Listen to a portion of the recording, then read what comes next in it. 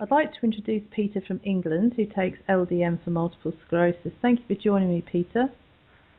Hello, Linda. Could you tell me when you were diagnosed with MS? I was diagnosed in September 2009. And how old were you? I was 53 at the time. Right. And what was your life like before diagnosis? Well, I was working. Up in London, I think. And then the company ceased to trade, so I was made redundant. But then I got another job, and I was working up until 2010. But life was, I was going backwards and forwards with different diagnoses, and I was struggling with a little bit with the MS. So we didn't know it was MS at the time, obviously. And I was going through several tests at the hospital, and eventually they diagnosed it as MS. I started off having foot drop and stumbling and things like that to start with, and it went on from there, basically. What impact did it have on you being diagnosed? Well, it basically, initially, I suppose it put my mind at rest that I knew there was definitely something wrong, because I couldn't understand why I was tripping up and stumbling and having problems, basically, walking. So it put my mind at rest in the fact that it was definitely something wrong with me. But then again, I suppose then I just had to come to the realisation that, you know, this is what I've got and I've got to deal with it as best I can. Yes. So before you started or found LDN, what sort of symptoms did you have then? Well, I had various symptoms. I mean, the first one initially was foot drop on the left side, my left leg. I first noticed it when I was mowing the lawn, and I started tripping up over nothing, you know.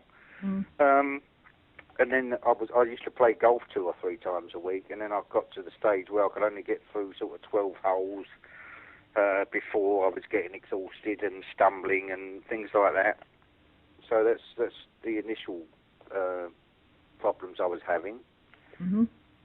After I was diagnosed, I was put on several sorts of drugs, baclofen and calcium, and later on sertraline. And I was having various problems, numbness. I had a bit of a numb face for about a month, really, which felt as though I'd just been to the dentist, but that cleared up after about a month. Fatigue was a major problem, especially in the summer with the heat. It's always a problem, more of a problem when it's warmer. And I did have some bladder, shall we say, bowel problems initially, but they seemed to clear up fairly quickly. That was a bit of worrying at the time, but they seem to have cleared up now. And since I've been on LDN, symptoms have got much better. So before you started LDN, how would you have rated your quality of life on a score of 1 to 10, 10 being the highest? I'd say about 5 at the time, because I was going downhill. I could see there was lots of things I couldn't do, and I was starting to get negative feelings. You know, I was coming to terms with it to a certain extent, the MS, but I was frustrated, if you like, that I couldn't do the things that I used to do, and was feeling a bit negative about it. Yeah. And how did you hear about LDN? Well, I used to go on the MS Society website, on the forum, on a regular basis. I mean, ever since I was diagnosed, I found that a help, because you've got like-minded people on there, and there was lots of people that have put things about LDN on there, and it took me about a year, I think, considering whether to go on it or not. But eventually I did, because the initial thought was, I'm not going to go on it until I get too bad that I need to, you know. I didn't want to alter the drugs that I was on anyway, but eventually I did, and it made a world of difference, actually. how were you able to get a prescription? Would your own doctor prescribe it for you? No. My doctor's fully aware of me being on it, and so is my neurologist. And their opinion is, if it does you no harm, and you feel it's benefiting you, keep taking it. But they can't prescribe it because it's not licensed by NICE, I think it is. They can actually prescribe it if they. Sorry? They can actually prescribe it, and on the NHS if they choose to. Yeah. It's to do with funding. They weren't prepared to yes. to issue a prescription for it, so I had to go down the route of getting it myself, obviously on a private prescription. But I found that very easy. Mhm. And the cost is not prohibitive. I mean, it's obviously not nice to have to pay for it when you get the other drugs for nothing, but it certainly made a world of difference to my living standard. So I'm quite prepared to carry on with it. When you first started, did you notice any introductory side effects? No, and actually, I got a euphoric sort of feeling the first time I took it, which was basically a positivity that I hadn't had since before I had MS. I was always a very positive person. I used to run my own business for 20 years. And, if there was a problem, I always used to face it head on and tackle it, and very positive in that regard. And it brought that back to me. And it made me feel alive again, if you know what I mean. That's really good. And how long did it take before you started to notice symptom relief? Well, basically immediately. That's on the cognitive side, shall we say. There was the brain fog that you seem to get, whether it was through the drugs that you were taking for MS or whether it was the MS itself. It's hard to determine one or the other, But that cleared up completely and gave me a new positivity as though I could get on with my life, I still were having symptoms. I've still got symptoms now. But they seem so much easier to face now. What would you say your quality of life is now, Peter? It's quite good now, actually. I started a job last September, working for Brentwood Community Transport, which means because I've got a Motability car, and rather than have it sitting on the drive and doing nothing, sitting indoors, I thought, well, I'd rather do something with it, and I'll take various old ladies and special needs people all round for the community transport firm, and I do that 3 days a week, and I thoroughly enjoy it, actually, because people are so grateful when you're helping them out, with that sort of thing, and I'm enjoying it immensely. Yeah. So what would you say on a score of 1 to 10?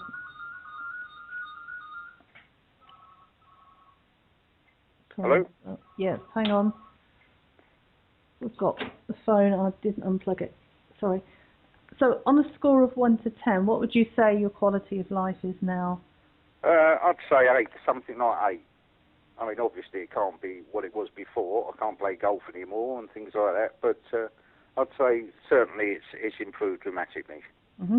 What would you say to other people who, in the same situation as you, where you were contemplating trying it but you waited? What would you say to those people? Well, it's obviously everyone's individual choice, but I've got the view that if it can do you no harm, try anything, that will do you some good. And I found that it did do me good, so I've stayed on it. And I say the quality of life has improved tremendously. The positivity and the feelings of well-being. Not sort of. It's the positivity side of it, really. The brain side of it is much better. I mean, the limp and the left leg, the foot drop has gone completely, more or less. But I'd still limp with my left leg. I've got a numb left hand. But the other symptoms have gone completely. I'm not suffering any side effects whatsoever. Occasional dodgy dreams, but I think you get them on various other drugs as well. So, but they're not really a problem in any way. Is there anything else you'd like to add, Peter?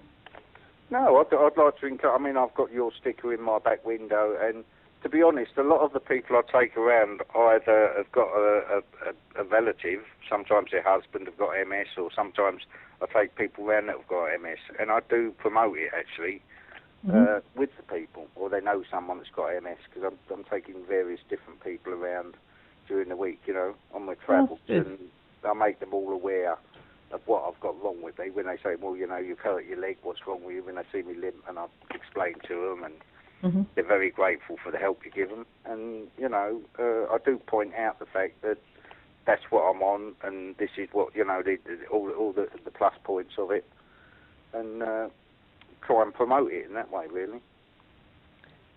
Thank you very much for sharing your story with us. Okay. Right, that will do, lovely.